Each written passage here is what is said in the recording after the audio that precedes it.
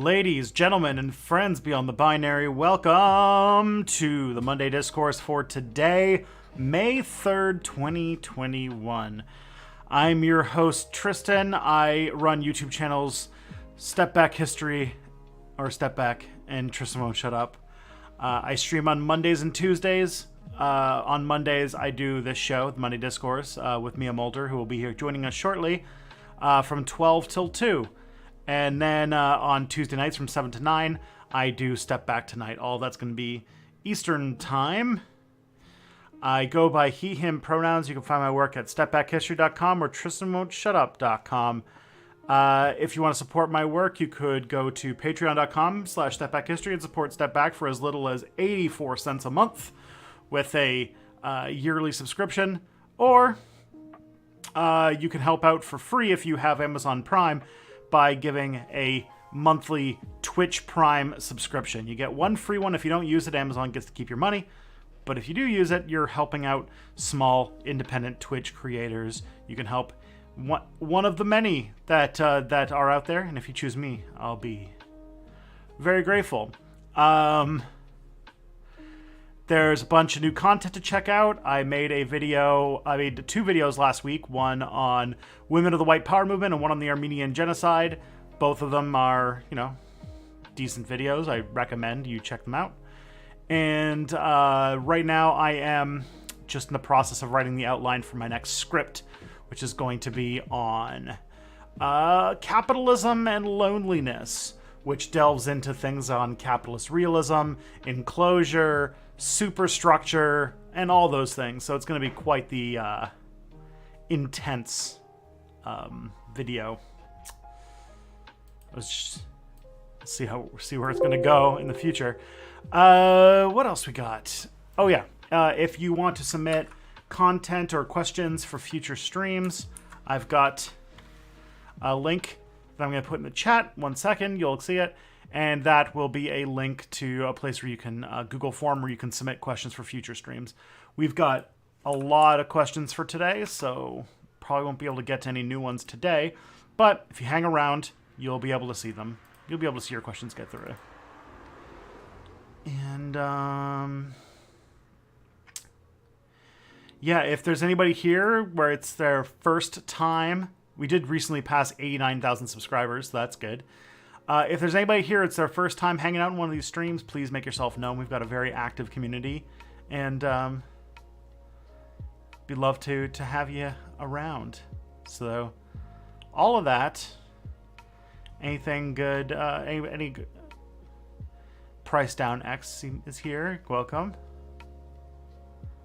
Mulder. Yep. Hydration is important. Yeah. I got my water. How was my May Day? My May Day was pretty low key. My Saturday was, my Saturdays are mostly spent getting ready for D&D. So I was making encounters and stuff like that.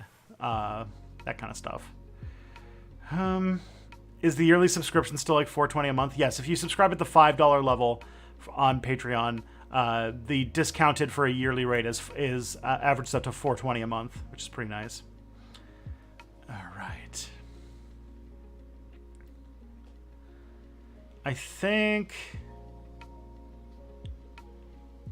that's everyone. Is it me? Is my mic full of cat hair? Yeah, it is a little bit.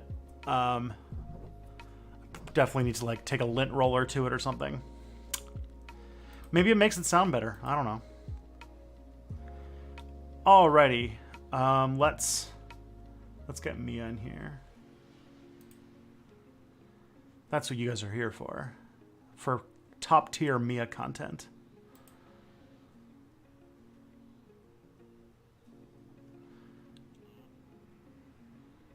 Do you have the wrong mic on? I can hear what you were saying. What? I should have the right mic on. Hello. Hello? I hear. We did it.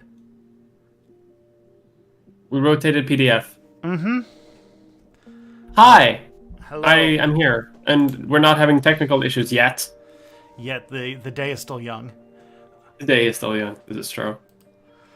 Hello. I guess we should. Things we need to start with is Who is this?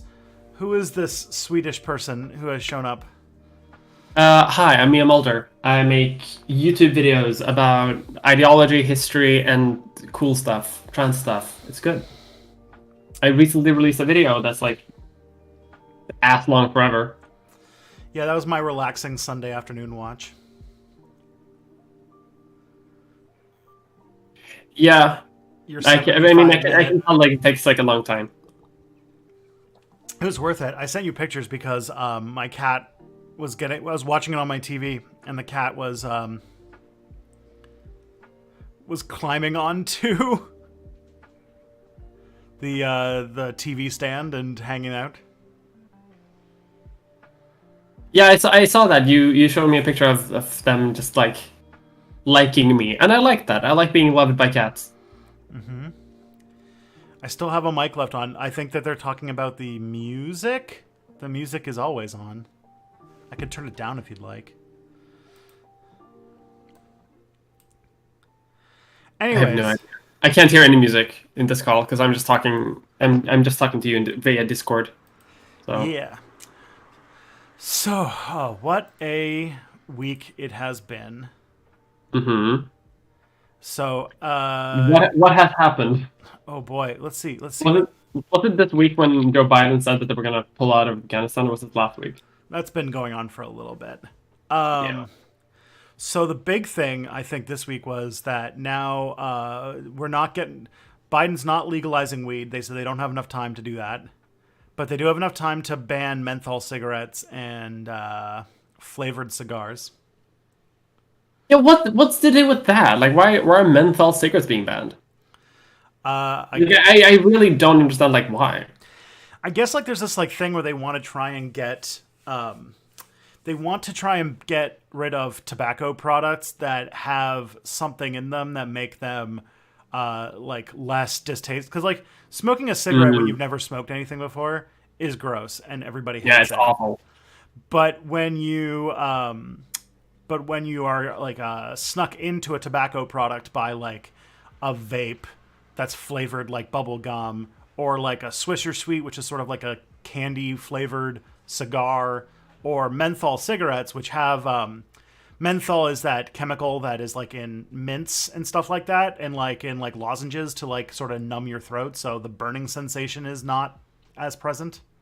Mm-hmm.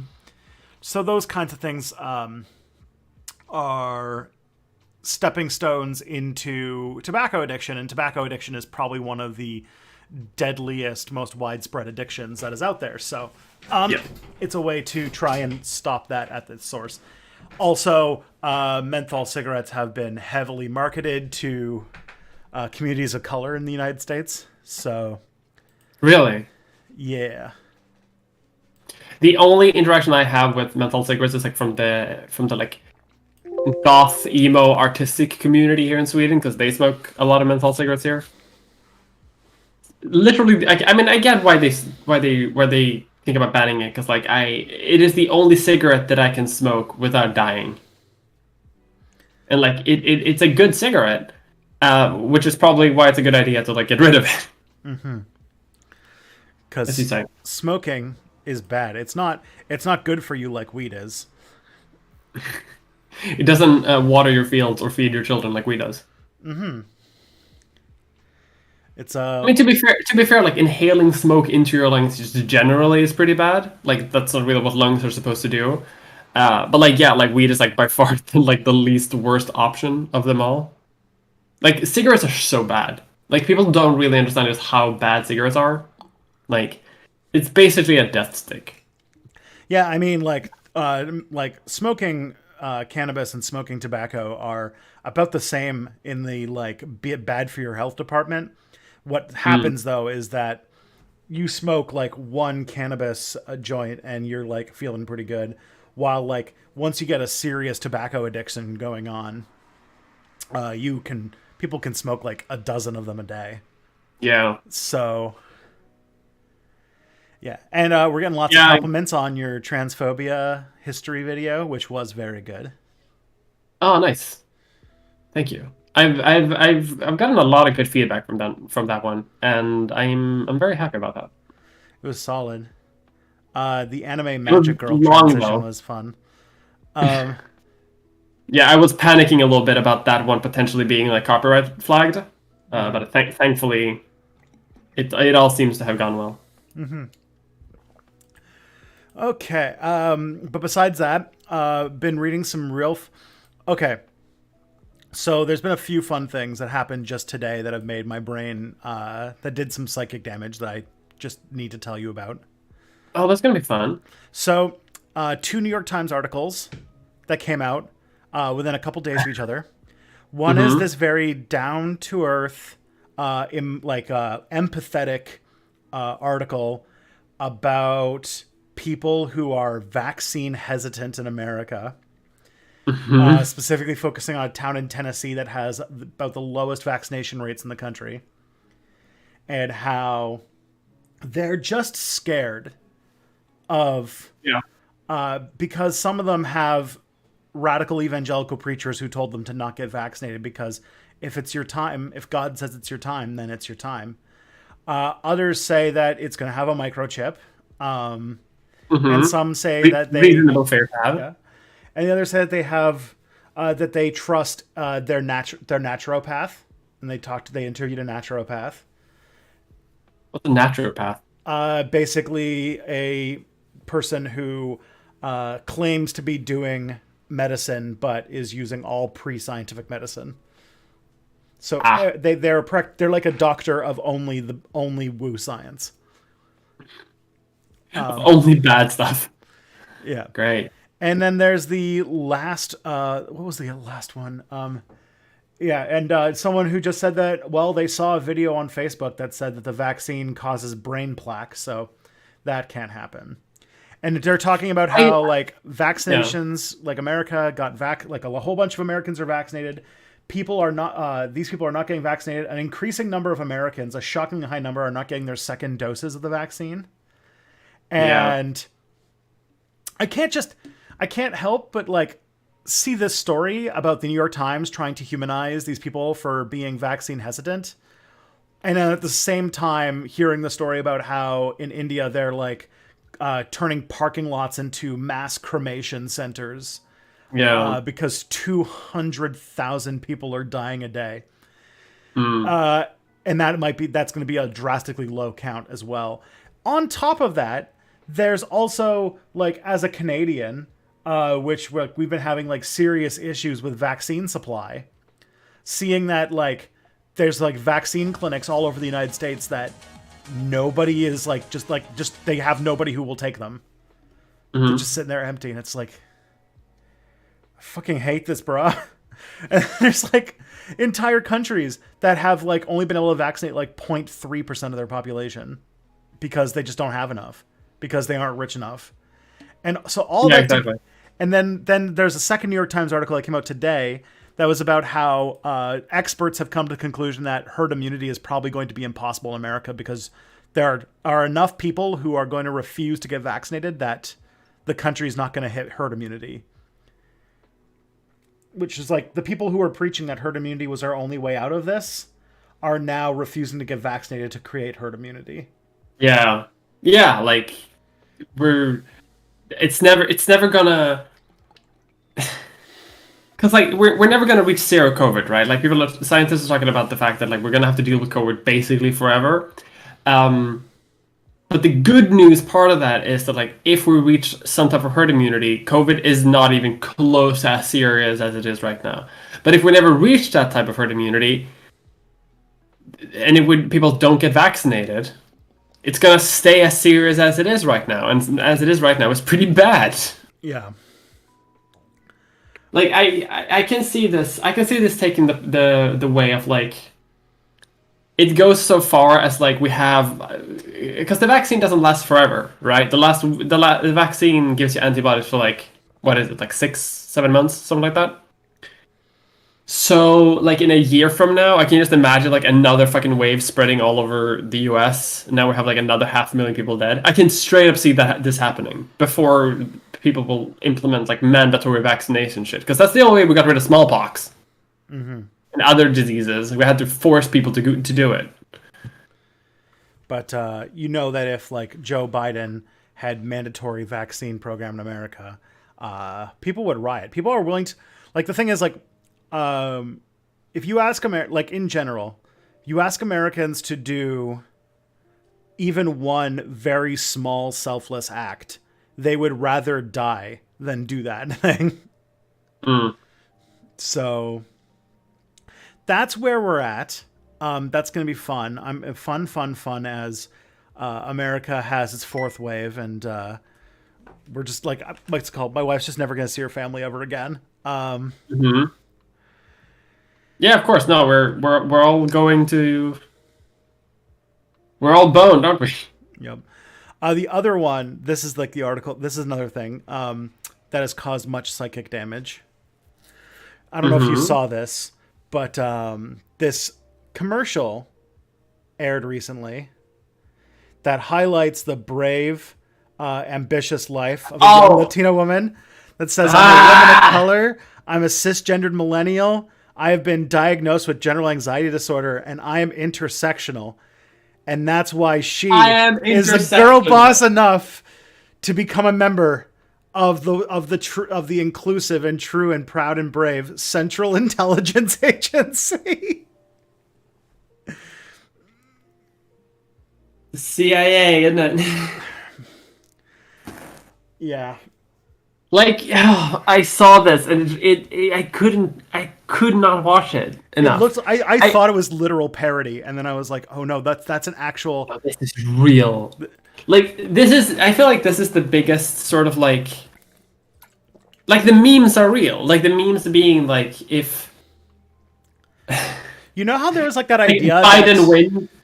Sorry, yeah. You know how there was like that thing where it's like you can't really parody fascists because they're so ridiculous that they kind of parody themselves. Yes. It turns out the same is true for liberals. Yeah, it is true. Like, I remember all of the memes like before the election, like in 2016 or some shit, when people were like making fun of a potential Hillary presidency. Being like, oh, I think the next one, like the picture of like drones dropping bombs everywhere, and it's like, oh, I think the next one's gonna be sent by a woman. It feels to be part of history. That's real now. Yeah, that's just whole ass real. They're proud of it. They are. They're adopt. They have a raised fist in it. The CIA is by far like one of the like major causes of like disappearances when it comes to the civil rights movements, right? I went on the record today to call it to say that the CIA has done more to hurt democracy than any single organization in human history. Yeah. That's probably true. And second place is the FBI. It's probably true. Holy shit. Yeah, like what's it called? The KGB, the Stasi, even the SS, I think, could never have dreamed to have a level of suppression of democratic freedom than the CIA has accomplished in its long and storied career. Yeah, that's what I'm thinking too. That's like even the SS, like they did really bad stuff for a while. The CIA has been doing it way longer. Like they know how to measure it out over a long period of time. Good lord, like it's and just the wonderful sentence. I am intersectional. I am intersectional. What does it mean? That was the point that I realized that it's like, oh cool, this is entirely fake. Because there's always the possibility that someone who is like pro feminism, woke, liberal, just joins the CIA to be like, I'm going to change this for the better. I'm going to be a good influence in the Central Intelligence Agency. But no, I feel like no person who actually believes these things says I am intersectional. And if you look at it from the lens of like, this is just some person working there and they are like saying these things because they know it's going to look good for PR or whatever, you can just see the forced acting by this like mid-level bureaucrat in the Central Intelligence Agency. I think it's like the exact example of that kind of story that Abby was talking about in the most recent Philosophy Tube video about a recruitment ad for the police featuring a like an officer of color, even though like only like 5% of the London police are people of color, and they're tied to a lot more racism than, you know, your average organization. And so it's like an attempt to be like, how can we be racist? This CIA agent says that she can sing in Spanish and English. And also the thing is that she like she tells the one that I think really like did the psychic damage for me wasn't so much when she said she was intersectional, because I mean that's a word that the liberals have completely ruined. It was when she talked about how she was the daughter of immigrants who left their home country to come to America to give her opportunities. And I'm just like, wonder what country she came from. And I wonder what role the CIA had in destroying whatever country she came from. Yeah, like, I don't know if there is a country in Latin America that the CIA hasn't had an explicit role in, like propping up right-wing juntas and dictatorships and stuff. Like straight up death squads, yeah. Yeah. Jason, by the way, thank you for the $20 super chat. Much appreciated. Hey, Tristan, I love your videos. Also, I just finished Mia's new video. Loved it. Keep up the great work, both of you. Thank you. Thank you. Yeah, man, that was like a lot of psychic damage for me this morning. I woke up at like 6 a.m. and saw that video. It was like one of the first things I saw when I woke up, and I was like, this is not going to be a good vibe today. This is just bad news all around. Yeah. I like woke up and it's like looking like it's going to rain, and it's just like, and then I see this and I'm just like, you know what? I can't. It's too much.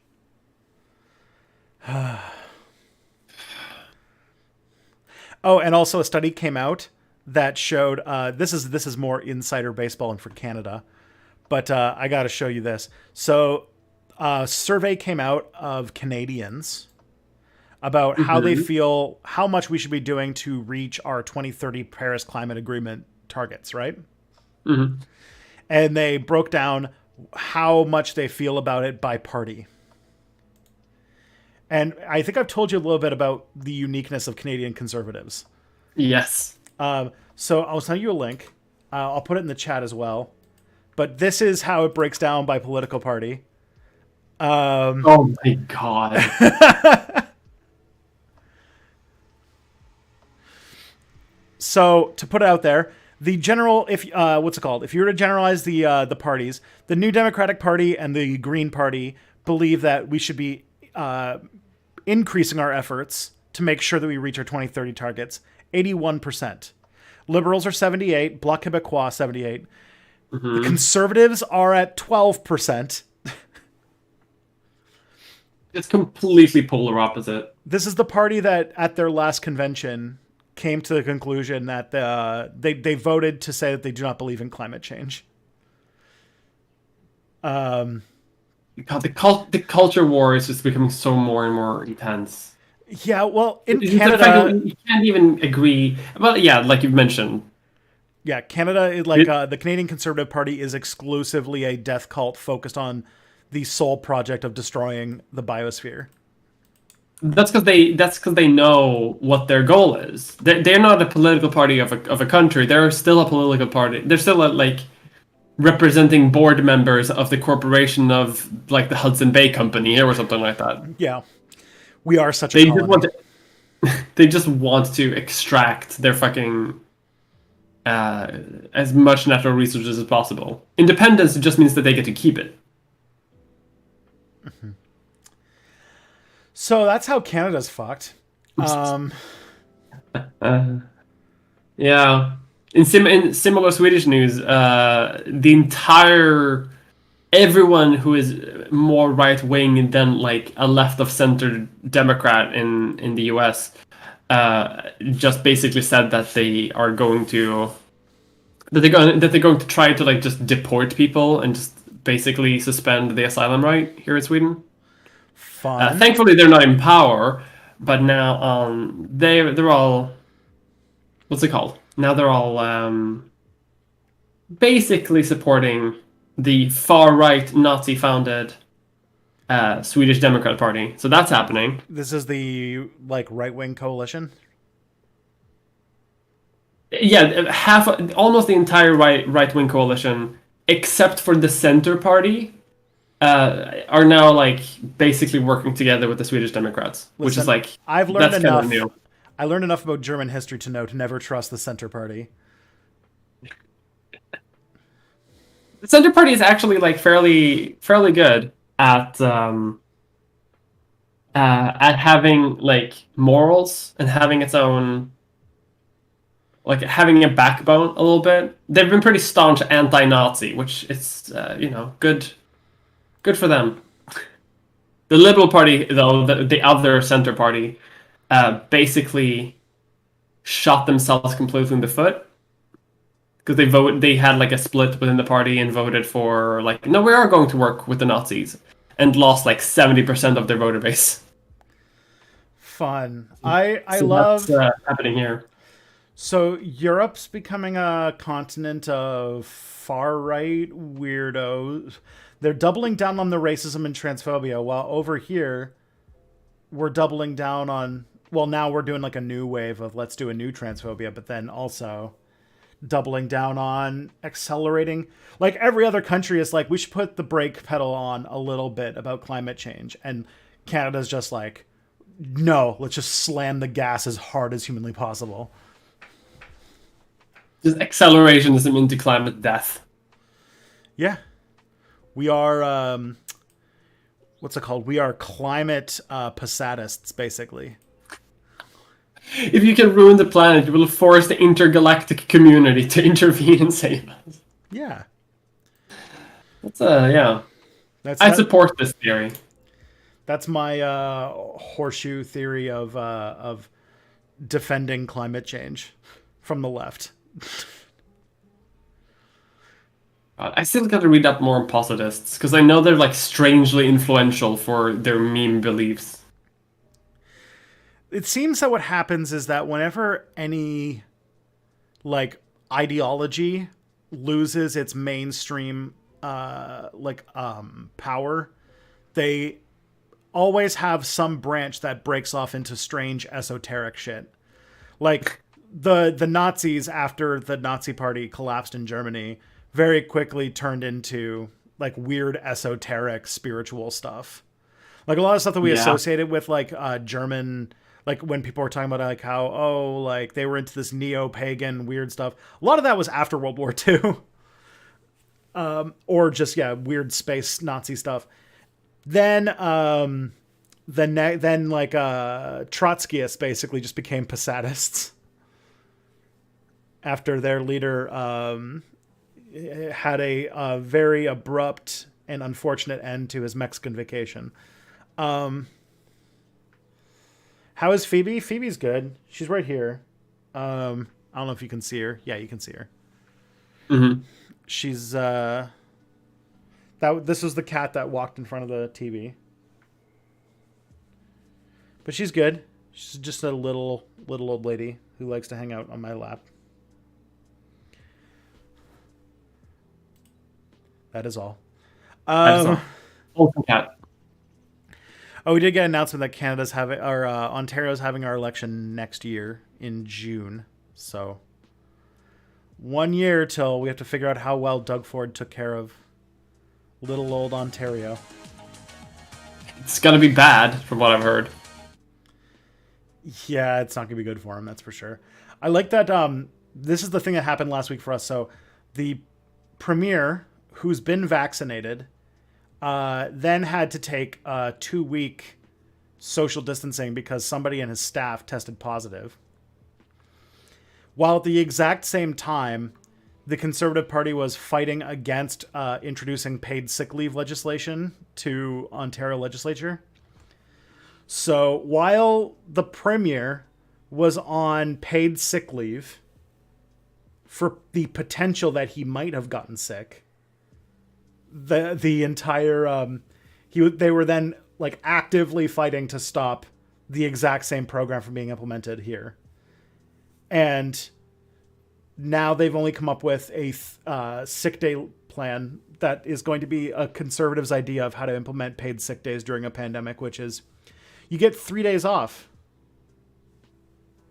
And the province isn't going to pay for it. They want Ottawa to pay for it.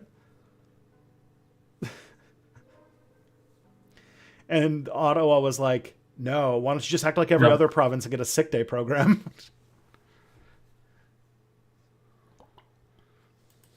Truly, like, complete and utter chaos. I can't believe Doug Ford, like, is a character, honestly. So, every single time I hear about Doug Ford, it is in like the cool zone, complete assholery vibes. Oh yeah, and you know what's another thing that was on his top priority last week is launching a lawsuit against a film company that's making a Rob Ford biopic. So they're making a biopic about Doug Ford's late brother. And Doug Ford is suing them to try and protect the immaculate reputation of his brother, who, if you might remember, was the crack-smoking mayor of Toronto. I do remember this. The crack-smoking, super sexist, weirdly sexual leader, yeah.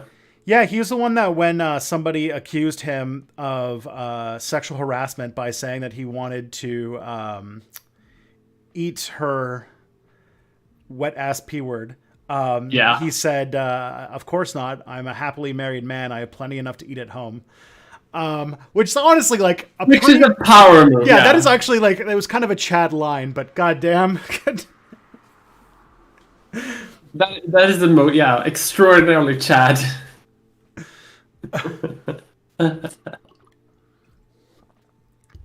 Real alpha move by Rob Ford. Rob Ford, yeah. Isn't Mia a lot louder than Tristan? Possibly. Let me check the levels. Possibly.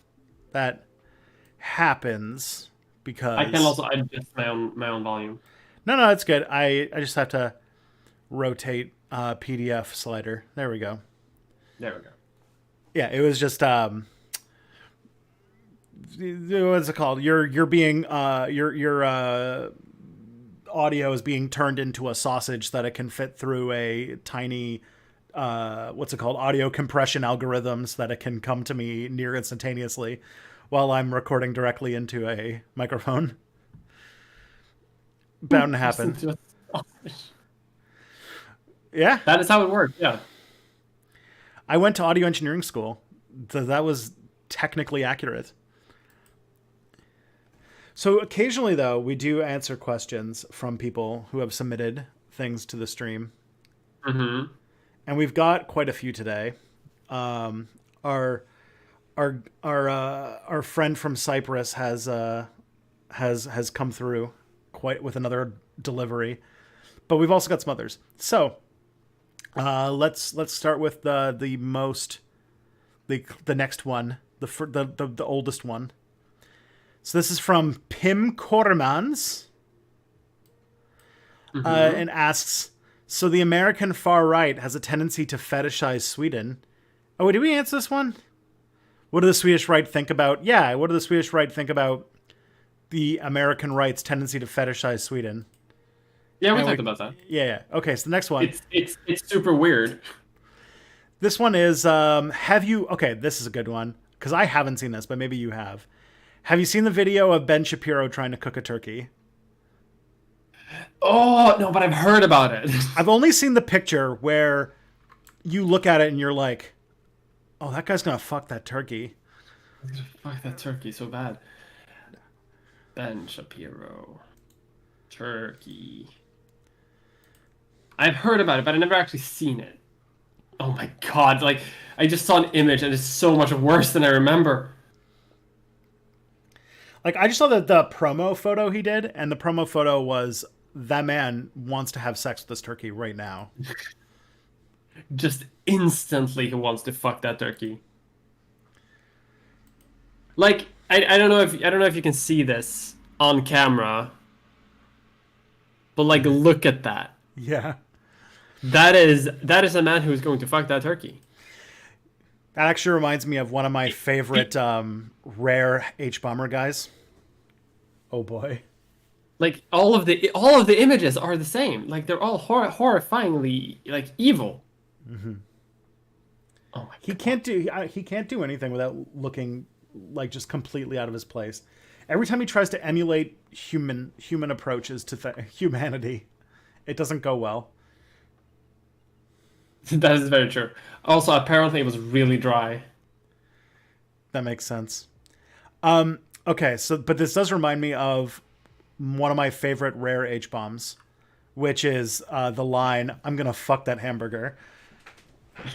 I don't remember where. I don't remember that. Where's that from? I think it's from his video on woke brands, and he was doing this like history of advertising and talks about this period where they were marketing all of the fast food like it was sexy, and he's just like, oh my god, I'm gonna fuck that burger. Fuck that burger. Incredible. Yeah, an artist. An artist. Speaking of rare H bomber guys, there's a wonderful, I think, when he's playing chess with Sean, I think, and he's talking about another YouTuber who is making ramen and reviewing ramen in like a half-hour video to review a cup of ramen. Who can't do it, who like drops the water everywhere, has like a really weird esoteric way of boiling water for the ramen. If you find it, I think it's like DSP. Someone says like play Platypus, which it says DSP. It's an H-bomber guy in DSP on YouTube. It's incredible. I low-key want to watch the video with you now, like during the stream, but I can't because that's not what this content is. But I kind of want to. We can set that up at some point. Maybe. It's just him watching somebody else trying to make ramen? It's him and Sean talking about how bad they're at watching and how bad they are making this ramen. Oh boy. Like but it is incredible. Because it's also like an incredible insight into the life of the person that they're talking about. Because like he has like 18 Pyrex mugs as well that could pour water very well, but he doesn't use them to pour water. He uses a mug that does not have a spout thing. Is it so like he drops water fucking everywhere? Is it like a secret, like next level how to basic type YouTuber? Kind of, yeah, but it's authentic. Oh like boy. it's real. It's not satire. It's. It is true that like sometimes you just meet people, and it's interesting. This happened a lot more in university than anywhere else, where you just meet people and then you realize like, oh, you never learned how to do anything. Like you either have never had to do any domestic work on your own, so you're just like learning how to be a person without parents taking care of you, or you just like learn things in very weird ways that make no sense. Like I had a friend. I had an arch nemesis when I was an undergrad. I had a nemesis. It was pretty fun for a few years.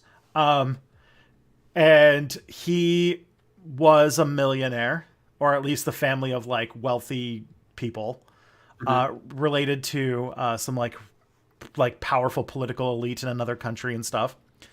And would do stuff like make himself an entire roast beef just for himself, but didn't know how to make things. Like didn't know that like roast beefs need like basting, that you don't just put it on like a pan and unseasoned and put it in the oven. And that occasionally they need vegetables and stuff. Yeah, like you need more than just like a hunk of meat unseasoned. Yeah. So that was but the best one was and this is another friend who he's actually like a sweet buffoon. Himbo vibes. Yeah, he had some serious himbo vibes. But he was getting in, especially because of this story, he was getting into going to the gym. And Phoebe, no, the keyboard is not a toy. He was getting into going to the gym, and he bought he started making like really getting into making smoothies. So he decided he wanted to make a cherry smoothie, and he bought frozen cherries and made himself a cherry smoothie. Yeah. And then later figured out that he's like someone was just like, oh, you made cherry smoothie. How did you pit them all? Were they like pitted cherries? And he was like, no, it was just regular cherries. They're like, like cherry pits have cyanide in them. You can't just like blend cherry pits. So he called poison control to be like, am I going to die because I made this cherry smoothie and blended up all these cherry pits? And the person on the line, when he actually like waited through the process, was just like, what kind of a blender do you have that you thought that you could actually blend up cherry pits? And the cherries were pitted. He just didn't know. But like he was convinced that he was going to die of Oh no. of cyanide poisoning because he blended these cherries. But he was fine. Yeah. But like that's good. mega Incredible. Also, he was a little bit intolerant of lactose. As I am. Yeah. I know that. And but one of the times that we had this little like get together, he was again like everybody who is lactose intolerant, eat tons of cheese, and just regret it later. But I guess didn't realize that whey cheese is a really bad one to touch because it's like basically like the one that will kill you. So he had to leave in the middle of a Star Trek movie night. So he was just like, he was just a really special young man with some major himbo vibes. And yeah, I'm hoping he's very happy wherever he is. He was a very nice guy. He was just a little lost. Okay, this is a fun one. This is from somebody whose name is just the most Dutch way of spelling orange man, where it uses a J instead of a G and two A's. Which is how it's supposed to be spelled. Orangeman. Do you think that independence movements in the UK, such as another Scotland independence referendum, we'll see what happens, the elections this month, Yes Cymru, and the NIP, and even possibly a Mercian or East Anglian movement will have any success in the next few months? Probably not, if I'm honest. I think the one outside of like the obvious ones, which is like Northern Ireland and Scotland, the one that's probably more specific is like the Welsh one. I know that's one that's weirdly good, and what's it called? The only other one that I think has any hope is probably like the Northern Independence Party, and they might flip one seat.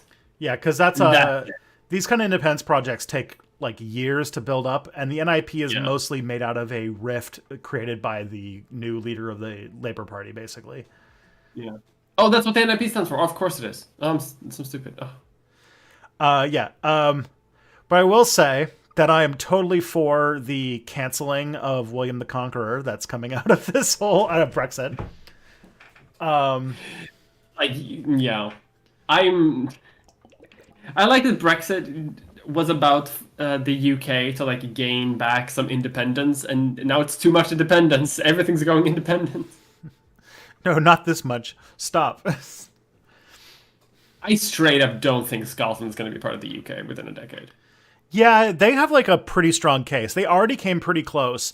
They voted pretty strong to stay in the European Union. The European Union would be very incentivized to get them in really fast because they're they're not a rich country, but they're relatively well off as far as like the European hierarchy goes. And it would be a way for them to stick the middle finger at the UK for leaving. So, because like when the 2014 referendum happened, there was like this idea that the EU didn't want Scotland to become independent. So they floated the idea that they possibly wouldn't accept their EU membership. But this time I imagine that all the incentive is to do that. Yeah. Yeah, and there were a lot of people who didn't want to leave. Yeah, that was a big part of the Remain camp. in Scotland that being like, hey, if we become independent, we might not be part of the EU anymore. Now you're not part of the EU anyway. And Yeah, hasn't like support for Scottish independence just risen anyway? it's increased by about 20%. 20? Yeah, it's been pretty big. Here's the situation: is there's sort of there's sort of an issue between two things. One, Brexit really changed a lot of people's minds. Two, Boris Johnson changed a lot of people's minds. Yeah, that'd be the most Muppet person in the world. Yeah, and the only thing that's causing hesitancy at this point, from what I'm hearing, is the fact that the SNP is not. The SNP is getting some flack for not handling COVID super great. But there is a Scottish Parliament is having its election. Like the what's it called? There's a Scottish election happening this month, and the SNP is running more or less exclusively on if we get reelected, we're doing another referendum.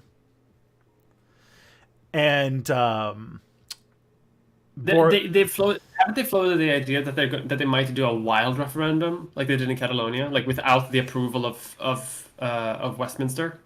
Kind of, because they said they're going to do a referendum, and then Boris Johnson's like, I'm not going to allow a referendum. And so it's just like, well, but if the Scottish people show overwhelmingly that they support a referendum or support a referendum or leaving, then it's going to be like, oh, well, shit. I could see it happening though. Apparently, the most recent polls showed a very, very narrow lead for not staying. Very narrow lead for staying part of the UK. But like apparently, from what I can see, it alternates. Some polls say it's up to like 60% wants to be independent. The lower polls say 50%. So apparently, there's between 50 and 60% of people in the UK in Scotland want independence. Which, if you're gonna do a poll of polls there, it looks pretty good for Scotland there. Yeah, and then all we need to get is like a tearful address from the Queen saying, "I love Scotland. I love Balmoral Castle, and please don't take the unicorn out of my crown or whatever." And support for independence will go to 115%. If they know that it'll make the Queen cry, I feel like the Scots will like, oh, can I vote 3 times, please? I'm just wondering because I like map go change. I'm wondering like how. I'm actually wondering how Scotland would do with the monarchy. My guess is they Republican it. But I just like the idea of like they would if they ever went independent, that would be an issue that they would have to address because I think they are not a republic right now, right? I think Elizabeth is queen over Scotland, like separately from England or something. Mm-hmm. Or is the UK just a combined thing? I don't know. I'm curious to see how it will be. Are there Scots that want to fuck the Queen? Wow. I would never use this word, but man, that is some massive cuckoldry.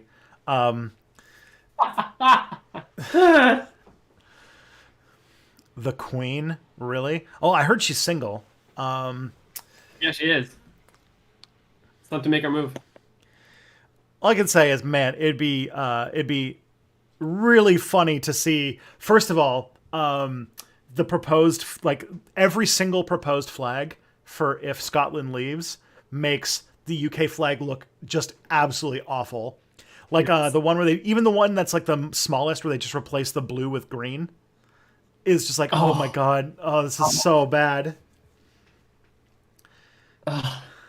What they need to do is they need to add the Welsh dragon in there.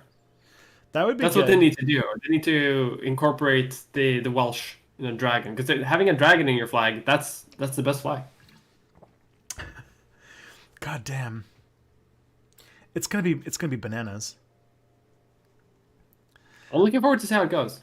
Yeah. There's still a chance of them just staying.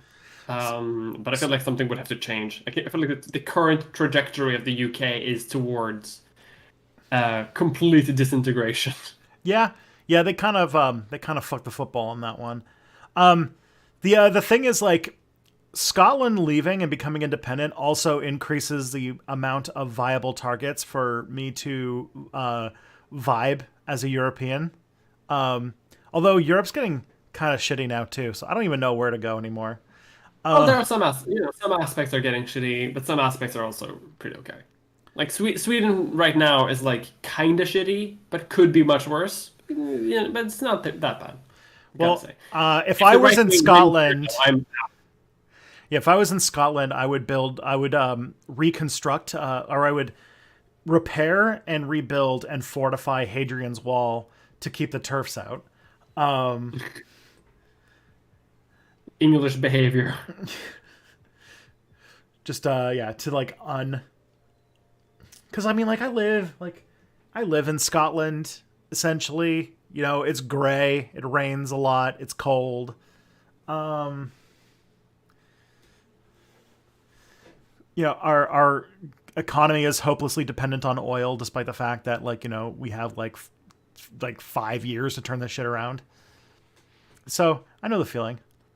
Mhm. All right, let's see. This is from Grumpy Old Dude. Good Oh name. yeah. I empathize a lot with this name. Do you think someone from the far right can change and be against racism and hate groups? Sorry, could you repeat that? Do you think that someone who was in the far right can change and be against racism and hate groups? Oh yeah, 100%. Yeah, many people have done it. There are several like some like one a great example is Shannon Martinez, who is a former white nationalist or former skinhead, if I remember correctly, Mm. who has become an anti-hate activist in America. The thing that I think is the big issue, and I have read many people. I have read the biographies of a lot of people who've left the far right, and that is, I don't think that you can cure somebody of their hate, like of that kind of hate, by just owning somebody so hard in a Twitch debate. Like, the thing is like leaving the far right is closer to leaving a cult than having like your position changed on something. Yeah. And it takes, in many ways, like from the way that I've read and the way that I've heard it really experienced, like not the people who like, I used to be a Nazi 5 minutes ago, now I'm a leftist who says slurs and wants a white ethno state, but Yeah. Like but yeah. but like the people who actually have left, it is a years long process, and it's very personal, and it takes a lot of like one-on-one interactions and like and Hmm. these kinds of things. And even afterwards, like it is being that in depth connected to such a totalizing death driven or hate driven ideology has permanent psychological scars that they struggle with their whole lives. So it's not just like, man, that guy with the man bun called that Nazi a cuck and used just the right weaponized slurs to make me convinced that I am no longer a Nazi. I no longer hate people. I had a totalizing ideology that was getting ready for an apocalyptic race war where we were going to kill everybody in mass executions that we've dreamed about since the 1970s. But now I'm cured because But now I'm cured. now Let's I'm not cured. someone get on. Yeah, I'm better now. Yeah. So Did you yeah, see? I saw some like an anecdotal study recently, also regarding just like debating like extraordinarily far right uh, hate individuals, and like a lot, even like those debates apparently like really boost the images of those of said far right individuals. Um, so like I hate to I hate to think how like even if you could convert someone by owning another person super hard on Twitch, just the fact that like that person is now like being given the platform and being like given the opportunity to argue. I mean, apparently, according to some anecdotal studies that I saw, was uh, it gives them a bigger audience than they had before. Yeah, it's almost as if platforming is bad. Even if you're like trying to frame them in a negative light, like just framing their positions as debatable positions is like And that's a the victory for them. like one of the things that I think we don't give enough credence to is like how there was this period in the 1990s where the far right were considered a joke. They were considered a Yeah. joke. So they would like shows that like sort of like daytime talk shows and stuff like that would have leaders of hate groups on their platform, and everyone was like, "Ha, we're not taking this seriously." Up until a like white supremacist blew up a government building in Oklahoma City, and it's like, oh, like Actually, like if you have to realize that, and this shows how white centric a lot of our thinking on this is. You have to treat people leaving the far right the same way that you would treat people leaving like ISIS. yeah, It's the like a same cult. Yeah, totalizing like ideology. deprogramming, basically. Yeah. And like there are a lot of examples here in Sweden where people have like because Swedish Antifa is actually like fairly organized, but it's called AFA. We shortened it even more, and they do like on top of doing the traditional Antifa stuff of taking soup home for their family, they also do like deprogramming things. Like they have like there are a lot of like smaller organizations that do um that do this sort of like deprogramming and uh like re-education and rehabilitation for people who want to leave the far right, right? Because it is also like on top of having that sort of like really dangerous death cult ideology, it's also like extremely lonely because literally the only people who you can relate to when you're in that sort of mindset are other people who are already in that system as well. Like you can't ever relate to like normal people. You can't ever have like normal interests. Um, Except Warhammer 40k. except for Warhammer 40k. I've actually got really into Warhammer 40k last month. I don't know why. I've been listening to lore videos. I don't know why I do this. That's like the It's thing is like Warhammer 40k's got some cool lore behind it, but you dig in too deep and then you're just like, oh wait, what one of the top Warhammer 40k lore channels got taken down because the guy was a member of some like far right Nazi group. And it's like, wait, what? Wait, what? God. And then like there's articles about how in Europe the Warhammer 40k community is like extremely infested with Nazis, and it's like, oh Yeah. boy. Boy. God. I hope the person who's doing the if the emperor had a text to speech program isn't a Nazi. I don't think they are. They seem to be pretty good. Oh well. Anyway, so the point that I was making is that like and the point that I was agreeing on you on is that like as you say it takes years and decades to sort of like shift your ideology out of it because it's not just a political difference, right? As you say, it is it's a cult like apocalyptic cult like mentality Yeah. that that you can't just like show a study as you would to someone from like quote unquote a normal political ideology and be like, oh, I guess it was wrong. And obviously that's hard to do even with people within like more normalized politics, but that's at least the idea, because that's not what they actually care about. Yeah. If logical arguments worked, then the decades of research showing that like nationalities a thing. We made it up. It's not real. It's not a real thing.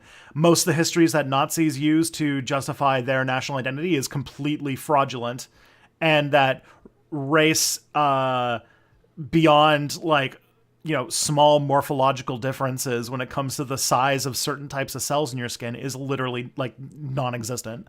And that like there's more genetic diversity between like people, like black people living in Africa than there are between like the entire, like the rest of these species.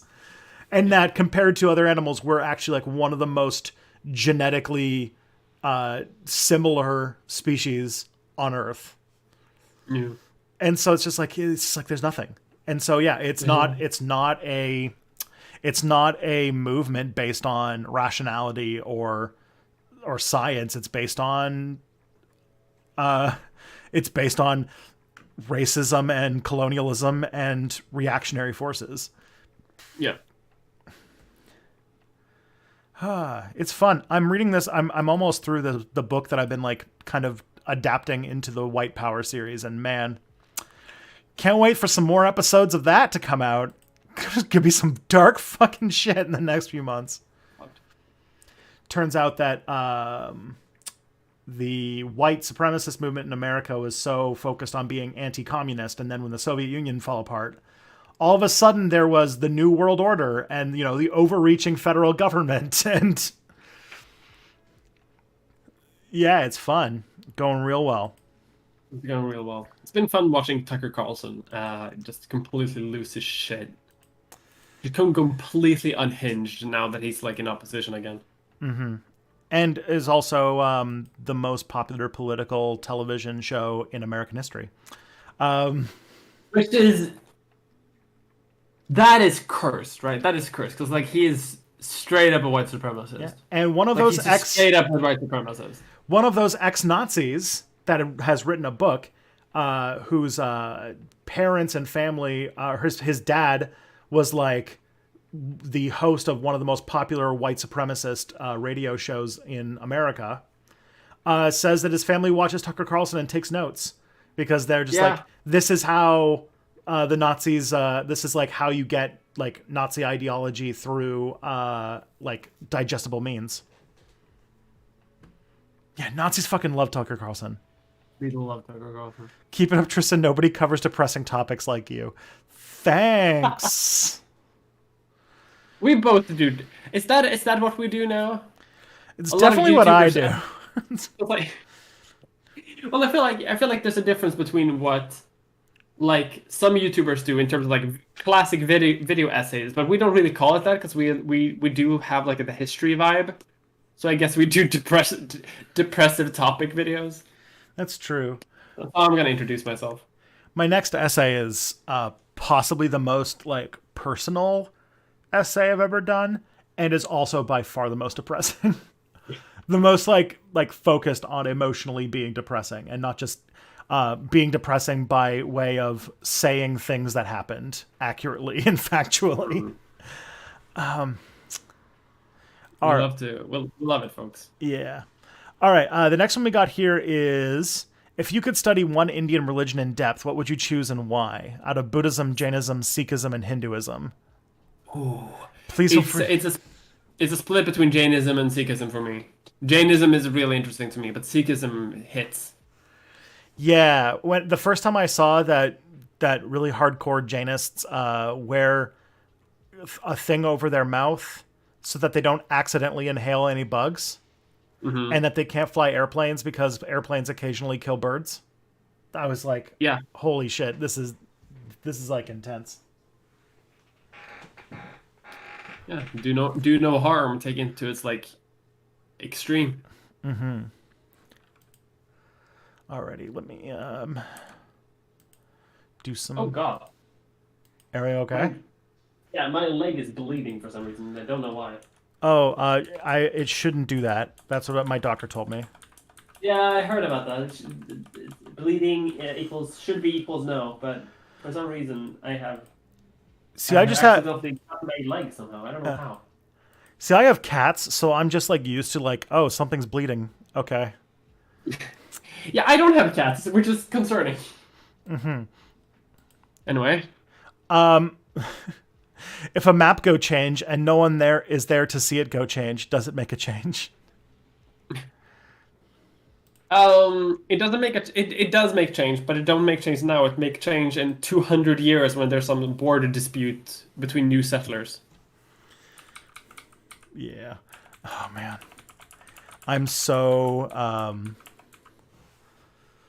I'm s- I'm very proud. I don't didn't express it, but I'm very proud of the idea of the UK breaking up being the canceling of William the Conqueror, and I'm ready to milk that joke for all it's worth. Please do. It's a good joke. Save it. Save it for like a video. All right. This is a question. Okay, Mia. I was talking with a German friend. Mistake Hmm. number one, and comparing notes about our nation's Green parties, because Canada's Green Party sucks. Hmm. Canada's Green Party, only 89% of them were like, we should do more for, or 81% were like, we should do more about climate change, just to show you how well the Green Party's doing here. Okay. Are Swedish Greens yuppies too? It seems to be a common trend with Green parties that you're either eco-socialist or at least an ecological social democrat, or it's for yuppies who are scared of nuclear power. It's for juppies who are scared of nuclear power. They hate nuclear power here. They hate it. It's very annoying actually, because there's like no political party in Sweden that's like pro nuclear power. The Social Democrats were like toying with the idea of not shutting it down, and everyone was just like, "You hate the environment." And it's like, no, we're importing coal power from fucking Poland, but whatever. There's like this weird here because like here you either don't think very much about nuclear power, or if you do not pledge undying allegiance to nuclear power, you're a bad leftist. Those are the only two positions you can have. You That's either it. don't care, or you have like literally like you know Klingon. You took out your mek'leth and cut your hand to give a blood oath to nuclear energy. May it rain. Yeah, And like you'll get shit like if I talk about nuclear power, because I've said a few times that like because of falling price points, I don't think nuclear power is just going to be viable in a few years because it's so yeah. expensive to build and maintain. Mhm. And the chat will just fill with like, how dare you attack the wonderfulness that is nuclear power. The holy atom. And it's like Praise Adam. nuclear power is fine, and I'm sure it's useful in the right context, especially if we get some like big breakthroughs in it. But as it is right now, it's very expensive, and Yeah. it takes uh, it takes a long time to like. They're decommissioning a nuclear power plant that's about 25 miles away from New York City. Which, like, given that it's by New York City, I'm like, okay, that's fine. I feel like there shouldn't be a Yeah. nuclear power plant 25 miles from New York City. And to decommission it is going to take 12 years and cost something like $1 billion. And it's like, Yeah. and to build one takes like almost a decade and takes like billions of dollars to make. Yeah. And The that's, the idea that I have is I don't I have some loyalty to the Church of Adam, but I don't have this like dying, uh, uh, like full faith. Uh, what's it called? Fanaticism. I will not sacrifice myself for the glory of Adam, because it is kind of shitty. But at the same time, I just see nuclear energy as a sort of like good option for for opportunities when there are not when like renewable options are like aren't as feasible, yeah, right? we're getting to a situation where, though, like that is something I would have said in 2011. Yeah. That is a position I would have held in 2011. The thing is, since 2011, the price point of renewable energies has gone down so much. And then the other one that is like a thing that doesn't get talked a lot about, but it's going to be a pretty big change soon, is that geothermal power has dropped in price a huge amount, Mm. which solves the like, how do you get energy if the wind isn't blowing or the sun isn't shining? And it's like, it's in the earth. If you ever saw the You have to core, dig deep, greedily. yeah. You awake the Balrog, but honestly, the Balrog's just made of power, so it's fine. Yeah, It's the made of Balder's literally, fine with it. it's literally lightning and fire, both things you can use to make electricity, so it's fine. Just hook the Balrog up to a steam turbine and it works. I do feel like the best solution to that, like when it's not windy and it's clouds, the best solution to have that is not actually geothermal or nuclear. It's what the Daily Gators account on Twitter said, and it's where you take a piece of meat and you hook it up to a generator, and then you attract an alligator to it. So the alligator spins the death roll, and it spins the turbine. That works And well. that's how you get renewable energy. Yeah, it's easy. There's also the inherent. Infinite energy. There's also the energy of the inherent eroticism of the sea. If we can harness that, we'll be fine forever. Because actually, like, what's it called? Sea power is a thing. To both of you, do you see a future in? Oh, okay. We'll get to this, Toby. But thank you for the super chat. Yeah. There's the thing about geothermal did used to be prohibitively expensive in the not right context, but it's getting easier to use in more and more places. Yeah. It's definitely not going to be like. So, like, if nuclear power has a use, it's going to be in these places where there is no sun, there is no heat, there is no wind, and also there is no geothermal power. And it's like that the Venn diagram that you need to have a place where absolutely nothing is viable is getting smaller and smaller. Yeah. And we're learning how to do cool stuff like with metamaterials where you can make solar panels that are transparent, so you can just have them on your windows, or turning solar panels into what's it called, like roof shingles and stuff like that. Mm-hmm. And yeah, hydroelectric dams. I live in southern Ontario. All of my energy almost comes from one hydroelectric dam. Yeah, we have a lot of dams here too. We have the CANDU. Yeah, we do have the CANDU reactors, which are nuclear reactors, but we also have a Niagara Falls that we use. Do you get energy from the Niagara Falls? Yeah, it's probably the biggest source of electricity for Ontario. Really? She big. She's like the big. Yeah, Niagara Falls is like the Resident Evil vampire woman of waterfalls. Lot of gear. There you go. We did it. Yeah, dummy thick Niagara. Dummy thick Niagara. I'm trying to modernize the electric grid, but the clap of my waterfall keeps alerting the hydroelectric turbines. Oh boy. So when St. Peter says that I'm not allowed into heaven, this moment is going to be what does it. Okay. So Tony Brisson, thank you so much for the super chat. To both of you, do you see a future in worker co-ops? They've been getting lots of attention recently from specifically Richard Wolff. Oh boy. Okay. So worker co-ops are good. They are definitely anything that, because you think about like the world as like power relations rather than like just like what, like if you think about like democracy, right? And democracy is generally, in my mind, pretty good. I love democracy. I love the republic. Yeah. The thing is that we seem to think that democracy, or like what kind of power relationship you live in, depends entirely on what the government that dominates you is. Like whether or not you have a choice once every 4 years to decide which person dominates you apparently is democracy. But the thing is that like a majority of your life you don't spend dealing with the government.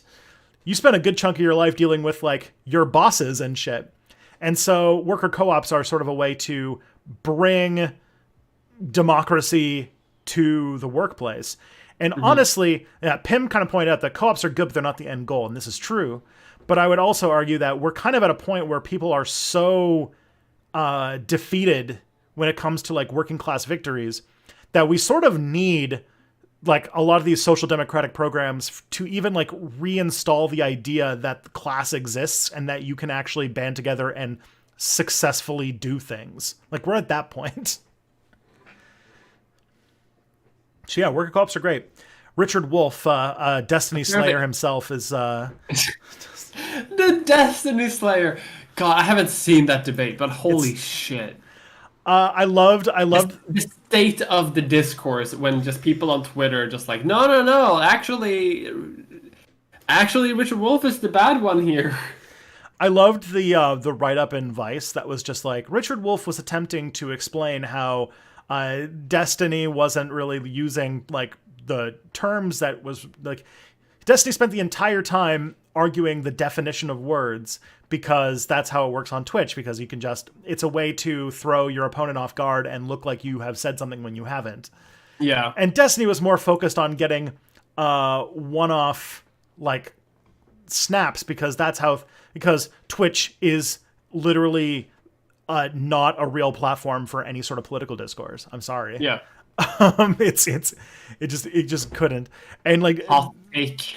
and Dr. Wolf, a fucking economist, we just had some guy who is famous because he was a StarCraft 2 player, trying to lecture him about what the meaning of socialism is. And it was just like, oh my god, this is the dumbest fucking thing I've ever heard of. Weird. And the fact that like I saw people being like, oh, Richard Wolff just talks a lot and likes hearing the sound of his own voice, and it's like, no, he's answering the question. If you ask someone a question and they give a good answer, you have to let them actually answer. Holy shit. I mean, he does have a PhD, and PhDs do love hearing themselves talk, but also they do. Also, apparently Ocean Spray is a co-op. I didn't know that. That's pretty nice. Not a worker co-op, but still a co-op. I don't know what that means. What's a co-op if it's not a worker co-op? My guess is that I don't know. I mean, I guess it's like a combination of like individual like growers and farmers, like a bunch of like small micro companies. Still better than any like normal corporation though. So I guess I'm buying Ocean Spray now. That makes that TikTok of that Native American man just drinking Ocean Spray cranberry juice while on a longboard even more badass, or even more base than it was.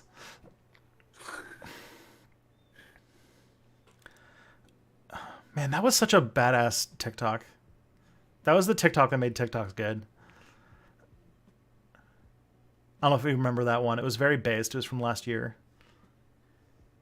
I remember. I don't think I remember it fully though, unfortunately. So I'm just like skimming through this article about Twitch and Destiny and Richard Wolff. What an interesting phenomenon we live in right now. Okay. I can't believe that once upon a time I actually used to like Destiny. Before I like woke up from my cryo sleep and realized that how fucking clown I was.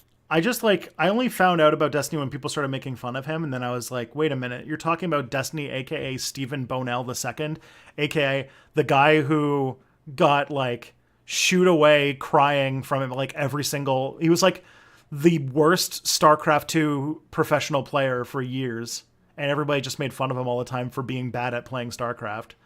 And then he's like, oh, now he's just doing politics. Okay. Fucking okay. It's really weird.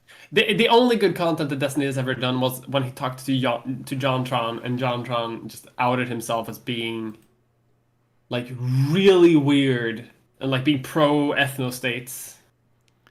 Yeah. Sons of the Skateboarder. Yeah. The Ocean Spray TikTok guy. Let me just get it. The guy's name is Nathan Apodaca. He is a Native American. Went by the name on TikTok 420 Dogface 208. So we're already in a good place. And just did a video of him vibing while riding on a longboard and drinking Ocean Spray, which is apparently owned by a co-op. Yeah. So I saw this. And listening to Fleetwood Mac. Pretty good vibe. He's really drinking that fucking Ocean Spray like from a jug too. Yeah. I thought it was like from a bottle, but no, he's like drinking it like a jug just with Ocean Spray. Holy shit. Just think of the implications of going from the worst SC2 pro player to the most famous Twitch politics streamer. Oh boy, yeah. If you can't cut it, politics is basically the lowest art form, and if you're not good enough to do something valuable for the world, like being really good at StarCraft 2, you go into politics. This is true, to be fair. The only reason we're on YouTube is because we can't make it anywhere else. Mm-hmm. All right, another question from the Orange Man. Are lawyers part of the working class? Lawyers are very much part of what's the hated term middle class, Yeah, the which it's not a middle class, but it's one of those like in between places. they're the professional in the professional managerial class, which is another Yeah. word that has been it's in a weird place right now. But there Yeah. is a term to be like there is a group that is sort of between the working class and the ruling class that are paid ruling class wages for but are technically like because of their relationship to the labor they're Yeah. more People are often saying petit bourgeoisie. Yeah. petty bourgeoisie is a better term, yeah. The thing is, like, all of these terms have so much fucking overlap with each other, and I can't believe that people are getting like super upset about like which term people use. Because like I get that they do mean different things, and I get that like some philosophers they use some words over another, but like 90% of the time, people know what you're talking about. Yeah. I also spent a lot of time with a lot of lawyers who turned down a lot of money to do like work for like nonprofit or for like civil liberty stuff. So people do go into law because they give a shit. Yeah. So hashtag not all lawyers, but Well, it's one of those things where like their relations to what they do is weird because like they are because they can like be independent, like they don't have to work for anyone. Uh, but they're also not employing anyone, so they're not like they're not like small business owners in that sense. Like they can just work on their own. Um, so I mean, in the class dynamic, they belong to the same class like as YouTubers do, or doctors, which is the more commonly the used professions example. Yeah, is exactly. this is what they're typically called, the professions. Yeah, exactly.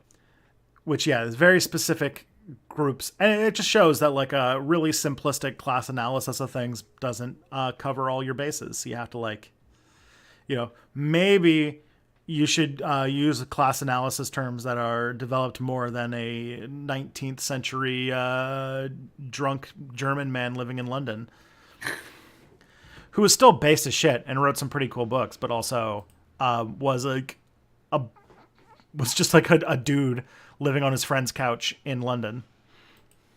Like a dude having some thoughts. Okay, let's see where we go next. Okay, so should Like compulse. that. Oh, Sorry. sorry.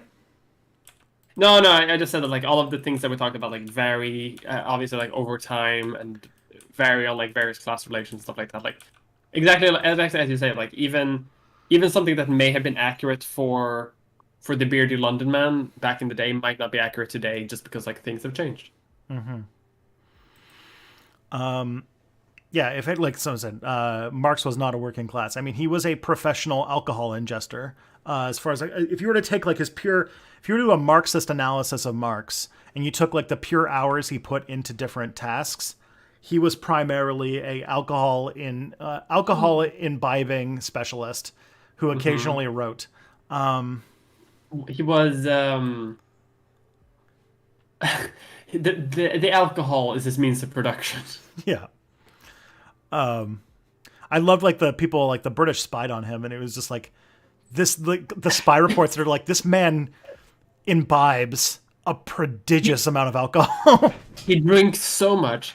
He sleeps during the day. He's up in the middle of the night writing stupid shit. He goes out drinking and partying all the time. He tells stories to his friends in a weird way. This man cannot be a danger at all. This man is a wreck of a man. Yeah. Oh boy. Um. So that's that. Yeah. Marx the person. Unfortunately, I don't think that's going to make it into the anime, but it should. This is Shit. also more later in Marx's life, by the way. Yeah. All right. Should voting be compulsory, and what should the voting age be? Ooh, interesting. I think there are some pretty good arguments for compulsory voting. honestly. I think compulsory voting is actually not a bad thing necessarily, but that's only like in theory. I remember seeing one of, I don't remember which one though, but it was a video by Abigail Thorne that talked about democracy in some fashion. That if you force people to vote, you're also forcing people to sort of recognize the system within that. So, like in Canada, for example, there are First Nations that do not recognize the country of Canada. They have not seen their land. They do not recognize Canada. Canada doesn't exist. Mm-hmm. They haven't made deals with Canada, and they still view like that they live on their own land. Don't recognize any Canadian laws, customs, nothing. And good on them. And in a system with compulsory voting, do you force those people to go and vote in a system where they have absolutely no interest in participating in or being part of?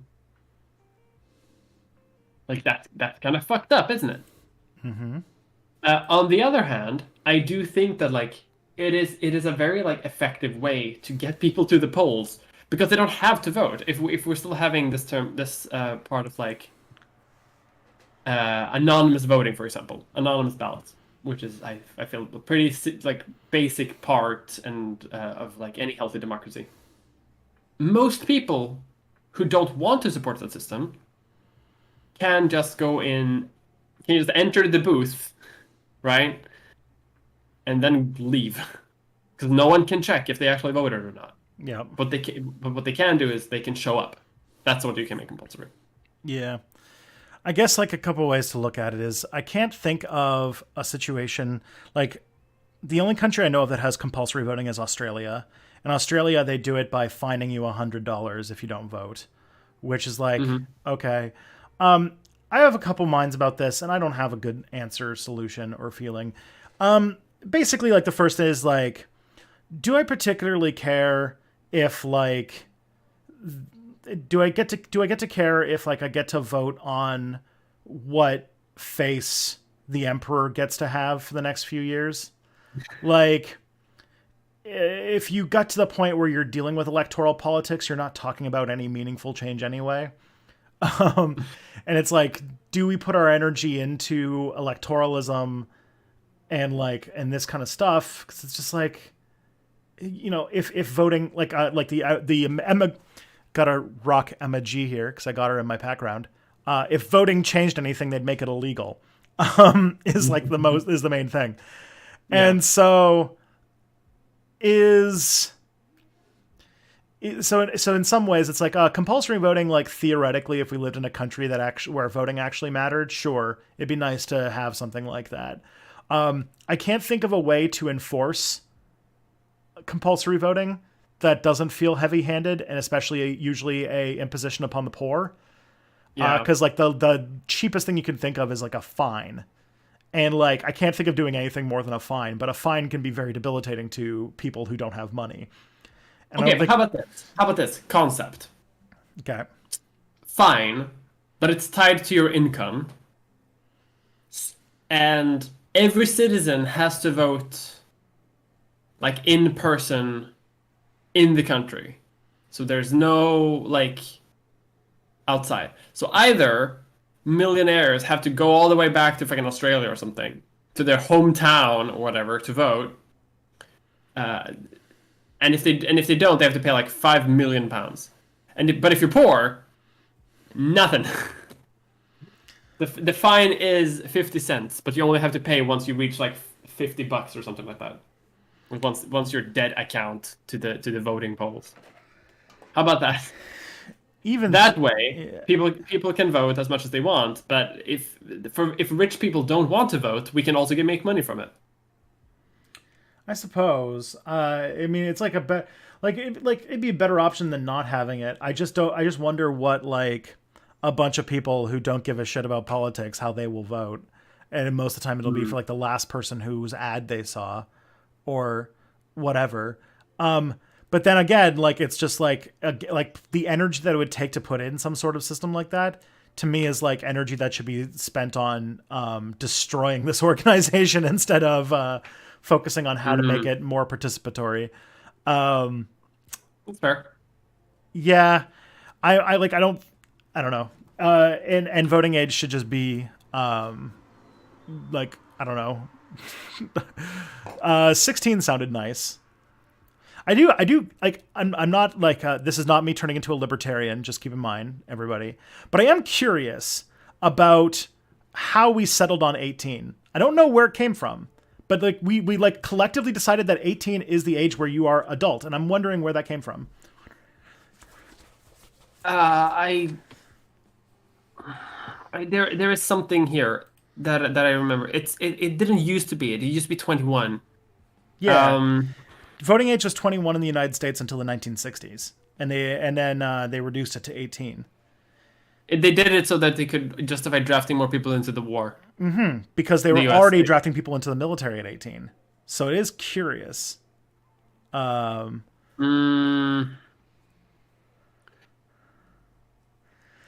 Because if I remember correctly, in prior like to the Second World War, almost every single country in the world was 21 or higher.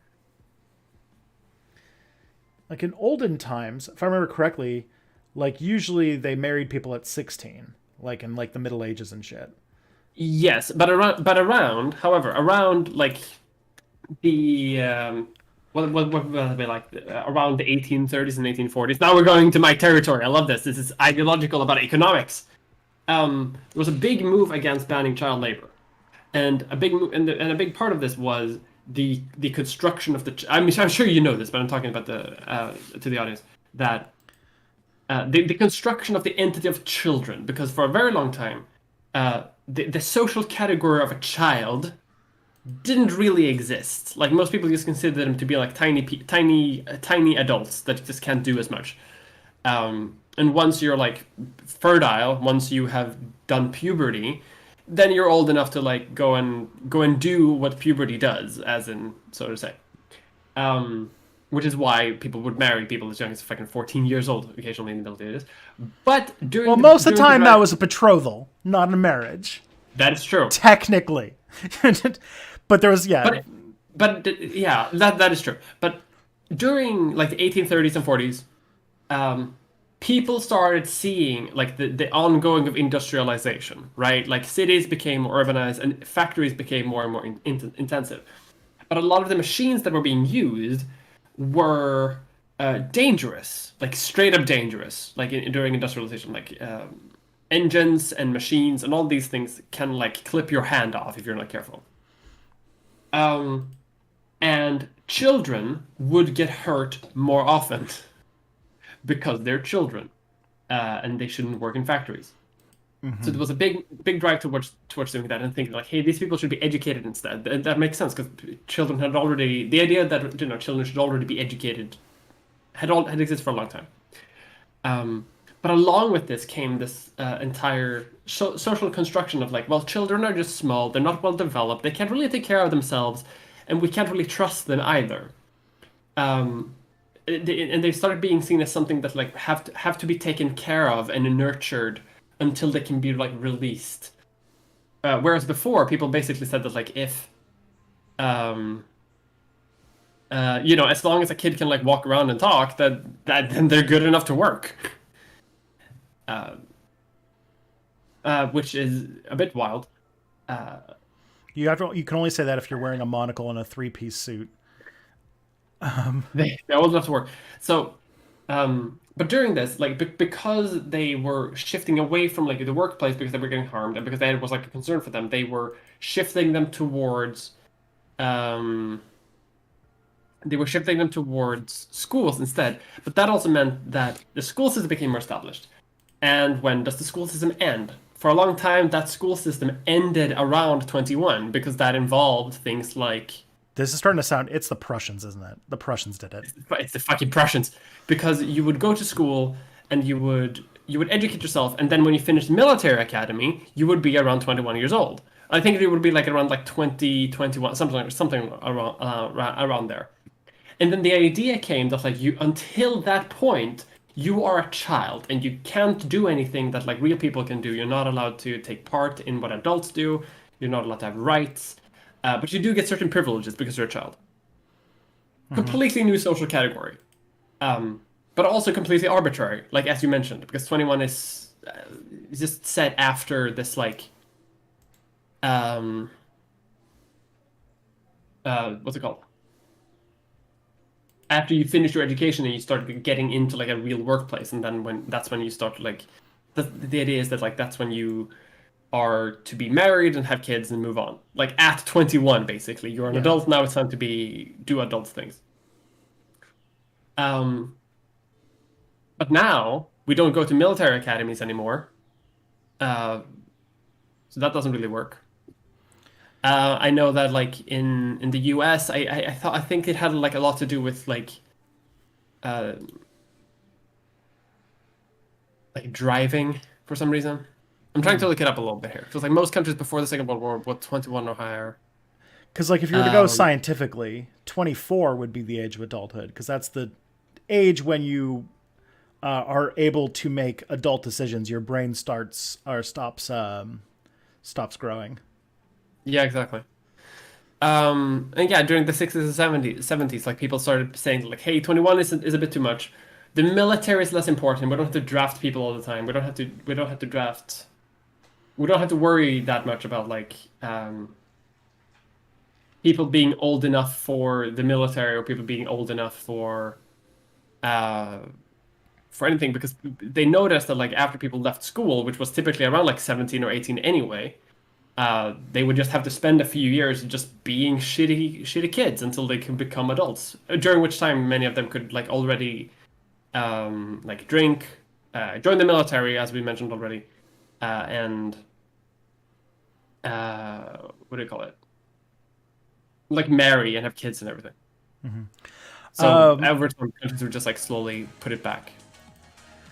The other thing too, Matt, thank you for the super chat. They're mentioning that our Discord server, anyone who wants to join the Discord, we're doing a weekend labor movie screening during May, and there's a straw poll for this weekend's movie. So I'm going to put a link to the Discord server for the chat so that anybody who wants to join can join.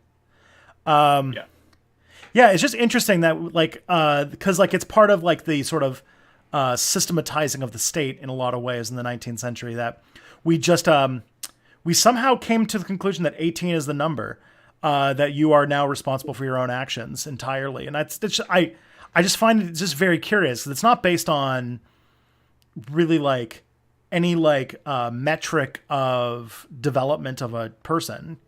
Because if you it's completely arbitrary. Because if you go by like the age where you're done like growing, it's about like that'd be about 16. If it goes to like the age when you're done mentally developing, it's about 24.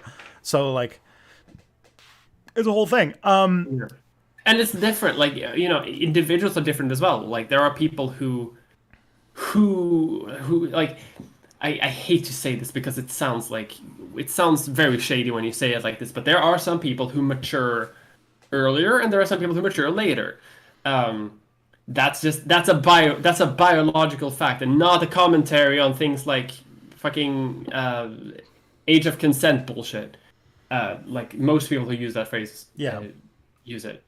But that's just the thing. So like this, I think this idea that I think that the idea of 21 was like, well, most people have done it then, but obviously there's a lot of people who have developed before that. So now they've like drawn it back to 18. But there are a lot of people who are like moved to 16 because there are a lot of people who think that like 16-year-olds are, you know, old enough and mature to take their own decisions and do whatever they need to do.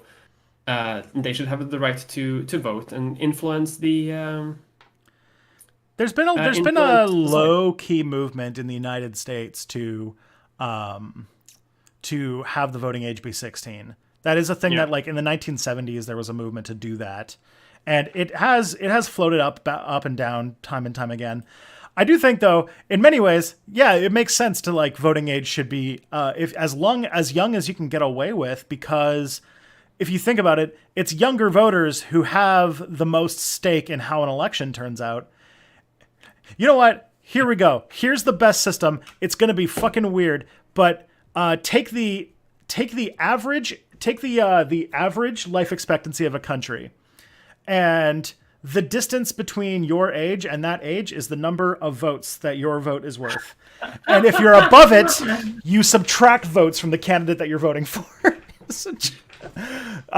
Therefore, the people who have the most stake in the outcome of the election are the ones who get the most votes. So, or So dictatorship of the young. I'm in favor of this. Yeah. Holy shit. There you go. This is a new political system that I'm liking. Listen, we learned our lesson with the boomers. The boomers should have taught us that this is the only democratic system that we can go with. So we can go with, yeah. They can't be trusted. I like this a lot. Because then birthdays matter more. Yeah, and also it incentivizes to increase the average age. Yes. Old people would work so much harder to increase the average age. And decrease death in general, because that also increases the general age. That is, that's genius. I'm sorry. Got it in one. There we go. Got it in one. You fixed the democracy. I don't think there's ever been any society that has tried this, so we have to try it now. Yeah, all right, let's see. What's the average age in Canada? I think it's like 78 or 80. Let me find out. Average life expectancy in Canada. So people who are like 18 get like 60-something votes. Yeah, okay, so 82. 82 is the average life expectancy of a Canadian. So 82 minus 16. So 16-year-olds get 66 votes. Me, as a 32-year-old, would get 50 votes. And like my dad, who recently turned 64, would get 18 votes. And it's like, you know what? Because like every election, right? The younger people have the biggest stake in the outcome because, you know, young people care about climate change because they're the ones who are going to have to live through it. Fuck. I have solved politics. I'm the new Marx. I drank myself into solving politics. Obviously, yeah, this is... The only thing that I'm thinking about is the fact that, like, on one end, I do also agree that, like, I do believe that young people do have a right to have like maybe not a bigger say, but like they have a right to have a say in their future, something that people who are old do not have, because they are not going to be in there. Yeah, it would probably be bad for like retirement benefits and stuff. It would be awful. But at the same time, I would. What's it called? I would be worried about. No, what I'm trying to say here is that I can see the argument to lowering the voting age to 16, right? I can get that because like they're basically adults. They have like a lot of a big stake in the future, and they're pretty like politically active group. On the other hand, I sometimes do encounter 18-year-olds, and I think that they're babbies. This is true. Like if I ever go to a bar and I see an 18-year-old, I think that they're a child, like a baby. Yes. Goo goo gaga. Yeah, Do you need to be changed to Goo Goo Gaga? As a 32-year-old who's going to be turning 33 in November, I will say, I think that's just a part of getting old, is that everybody is baby. That is very true. The older I get, the more whenever you go to a bar, you're like, oh my God, you're baby. Like the fact that like, I'm like, oh my God, like when I like, what's it called? Now, like the kids who are drinking at bars, like their nostalgic childhood movies are like, whatever the fuck Metamind was. I'm like, you're baby. You watched Dora the Explorer as a child. That's a thing that was just on TV when you were a kid. I saw like an adult, like on TikTok, an adult that was sort of like making a joke about Dora the Explorer in the same way that like we would make jokes about childhood shows when we like as adults. Yeah. And I was like, shit, there's people where Dora the Explorer is like, I remember babysitting kids as a teenager where we'd watch Dora the Explorer. Yeah. And like now they're old enough that that's nostalgia for them. Yeah. Like, I have literally seen people on TikTok do one of those like nostalgia things, like I was born in the wrong decade about the 2000s. God damn. I have seen this. Goddamn. Dora the Explorer's 21 years old. I wish I could listen to fucking Green Day in Linkin Park. It's like, no, you don't. It was awful. We didn't have smartphones. We had to use buttons on our phones. Here's the thing, I'm old enough to remember buttons on the phones. I do too.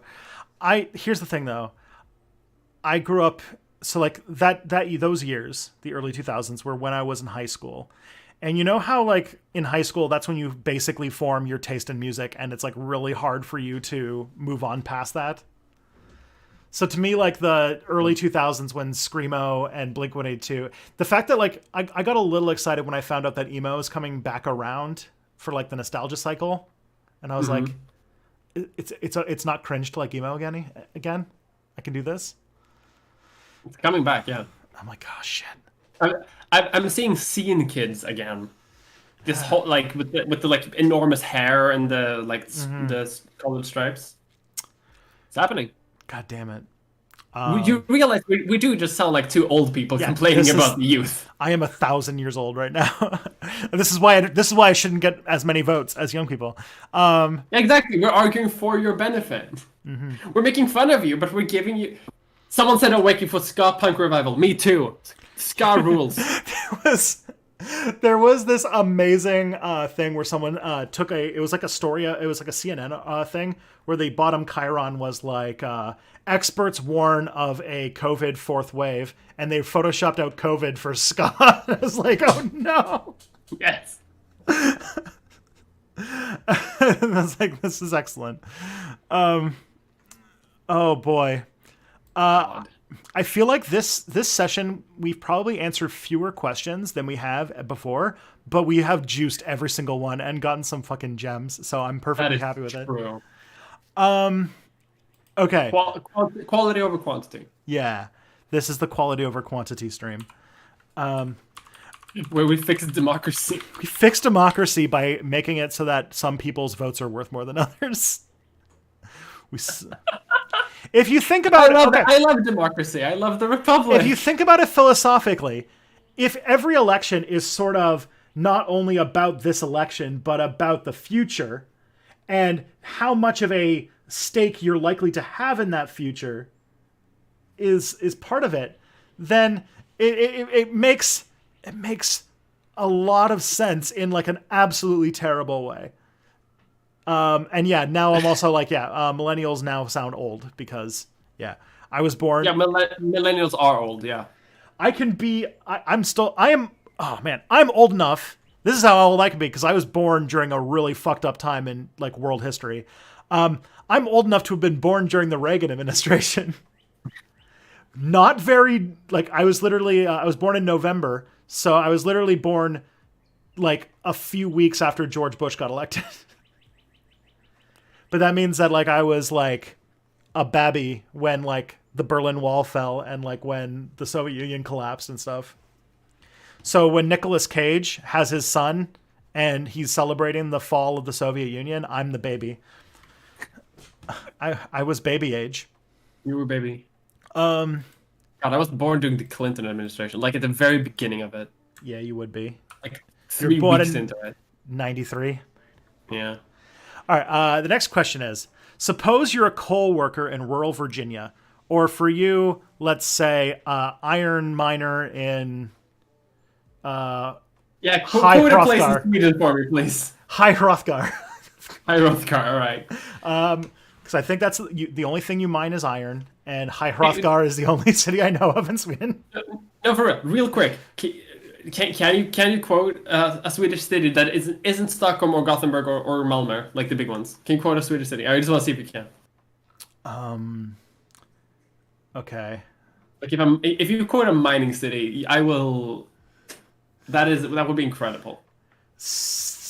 No, that's just what Sweden used to be called. Don't call it Svitbjörn. That's just the name of the country. Svitbjörn. Oh gosh. No, I can't do it. Sorry. Yeah. All right. I think you're right. I think you actually would, because like I think don't you have Kopparberg cider? Oh, Kopparberg, yeah. Yeah, Kopparberg. That's a Swedish place. Absolute.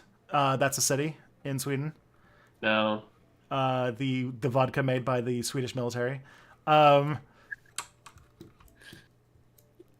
then there's Whiterun and High Hrothgar. Yeah.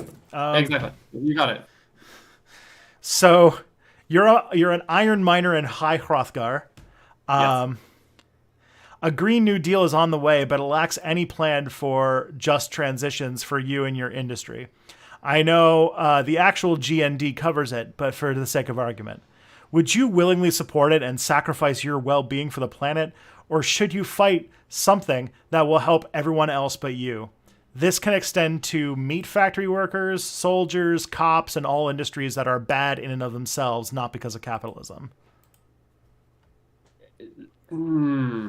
So I feel like if I lived in a society where I knew that I would be fine anyway, if I lived in a society where it's like I don't have to have my job here, I don't have to have this job, I will be fine. Like if I knew if I could live in a world like that, I would support it 100%. I don't think I don't think I would fight it because I don't think I would fight a Green New Deal like that. But I'm not sure I would support it. Because I live in a society and people need to have food on their tables and roofs over their heads and heating and power like this. Yeah, there is sort of a thing to be said about like, how would you answer this situation if the entire context of your life and how you grew up and your livelihood were different? It's like, Yeah. it's like how there was this like kind of thing in my family where like my dad is like he's basically an engineer. Like he's like very close to being like an engineer. Mhm. And that he turned down a job at NASA when like he had just like married my mom and it was very young and everything. Mhm. And if we had done that, we would have moved to Houston, and I would have grown up in Houston. And so there was this like imagination of like what kind of person would I have been if I had grown up in Houston? Imagine Tristan growing up in Houston. What the fuck would that have been? And yeah. Yes, Tristan, attempting to empathize with the situation too far from your own is pointless. Well, no, it's hard to imagine what I would think. In many ways, like yeah, I like my higher reasoning cognitive brain says that yeah, I care more about the long term survival of the planet's biosphere than whether or not I have a comfortable life. But like rubber meets the road. Would I do that? I don't know. Yeah. And No, that's kind of what also, I'm thinking because because like being poor sucks. Like not having a job sucks. It's the worst. It's one of the worst experiences that a person can have. And sacrificing your life for the greater good is something that works in science fiction or fantasy, but it does not. It's not really something that like people do. yeah, I think I was like, how would you act if you were a different person? Is the question. It's like, Yeah. I think it's a different person. but if I had my own sensibilities, like say, I don't know, Step Back falls apart, and Kelly sends me to the diamond mines of what's it called of the Yukon, so that I can send home. God, I think diamond miners make like something like $400,000 a year or something like that. And then they were like, actually, diamonds are bad. You should not do this. And I'll be like, well, I mean, that's a lot of money. So, no. It's a lot of money. I'm I would like sure to keep this money. the anarchist in me would want to be like, hey, let's do like a Pullman strike type thing. Like, let's, mutual aid our way through it and have like the people's mine or something. But even then, that's coal. If it was a coal mine, like, I have a feeling that like if you are our age and you are going into the coal industry, Oh, you're not doing it your whole life. yeah. I mean, yeah, that's true. If you're already going into coal, you're coming in with a plan. You better come in with a plan because Or at those least, jobs are already dying. and yeah, also coal mining is a very dangerous job. That's not good. Yeah. This chat I believe baby. people still get coal lung Yeah, I don't like babies. like. I'd pass out before the canary. Yeah. So and then yeah, it's so. I mean, it's a good question, and and Mm. now I'm like having a multiversal question about like what if Tristan lived in Virginia and became a coal miner? There's probably some universe in the big old multiverse, somewhere, somehow. we would both end up in the coal mines of Virginia. The latest Isaac Arthur video has like a whole thing about how it's like every possible universe that could ever exist exists somewhere. And I'm like, somewhere we're having this conversation in a mine. In High Hrothgar in Skyrim, because this is the world where Skyrim's real. Okay. In a world where Skyrim's real, the world is just as it is right now, but Skyrim is real. Real question: Empire or Nords or whatever the fuck they're called. Oh boy. It's Empire. It's Empire. It's easy. I mean, yeah, I don't want to be a racist, but also I don't want to be an authoritarian monster. I would definitely be like fighting both sides type guy. That's true. The commune of Riverwood. I'm pro. Yeah, new third answer. Mm-hmm. People never say that. You're solving every fucking philosophical mystery in the world this stream. Because here's the thing: is like the Skyrim problem. I feel like that the reason why those are your two choices for Skyrim are the reason why nobody actually cares about that storyline when you play it. Yes. And like the last thing you do is deal with the war. At the end of the game where you just don't have anything else to do. Yeah.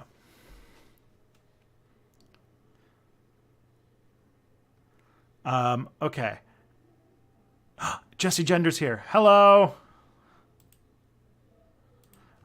Greetings. Yeah. I'm making, oh man, if Jesse Gender's here, we're actually close to the end of the stream too. So, but I wanted to say that I'm making a Tristan Won't Shut Up video, very slow motion. That's going to be about something we talked about in this stream a little bit earlier, which was about leaving hate groups and fascism. And it's going to be a study of Seven of Nine, and sort of talking about the leaving of like fascist and hate groups, and sort of Seven of Nine's journey through Voyager and that kind of thing. Because I think there is an argument to be made that the Borg are more like fascists than communists. But either way, I'm going to be citing heavily about things like how that kind of thinking leads you, like the sort of thinking of being in a hate group leads to some different things. And that was inspired because Jesse Gender made a really great video about Seven of Nine, an episode where Seven of Nine starts absorbing too much information, and she starts getting into conspiracy, she develops like this big grand conspiracy. And so that's probably going to come up. Because, the Voyager conspiracy, I think, is the name of the episode. There should be a Swedish version called Sven of Nine. That's true. Sven of Nine. Then again, they are, anytime they reference Seven of Nine's humanity, they try to point out just how Swedish she is. Because her name's like Annika Hansen, and like is blonde, and they're like, oh yeah, blonde Annika Hansen. I know where you're from. They also said somewhere in this is the First Contact movie where it's like Borg sounds Swedish. Yeah. Yeah. Just need a little slash to the O. Borg. Buddy. Actually, I don't even know what sound that O makes. Oh, that's Buddy. And isn't that more of a Norwegian thing? Oh, the slash is definitely Norwegian. Yeah, we have the two dots. Okay. We have the little circle over the A, though. Nice. Oh. All right. It is 2:00, so I think that you should probably tell the internet where they can consume Mia content, including your 75-minute opus to the history of transphobia. Oh my god. Yes, you can watch that video if you go to miamulder.com. Then that will take you to my channel, and it's good. You can also check out my podcast that I do along with a friend called Leech Fest, which is on Spotify, where we talk about medical history. A new episode just dropped today, so that's good. What's it about? It's about medical history. Oh, the new episode. Fuck. I don't remember. It was we recorded like a long time ago because we tried to be like a month ahead. Let me just very, very quickly just check what that episode is about because I don't edit it. It's about medieval medicine and witchcraft. Ooh. So if you're interested in that, you can check out the new podcast episode. It's very fun. I also tweet. So yeah, sorry. Oh yeah, no, go ahead. I also tweet on twitter.com/potato politics, and I stream video games occasionally on twitch.tv/Mulder. Did I ever tell you that when I used to teach American history, I titled my lecture on Salem and the witch trials as "White Witches Be Crazy"? Never got. So there you go. That's your moment of zen. We're gonna go right, Emily. Everybody, I'll be back tomorrow. Take care of yourselves and each other. Yeah, be good. Be good.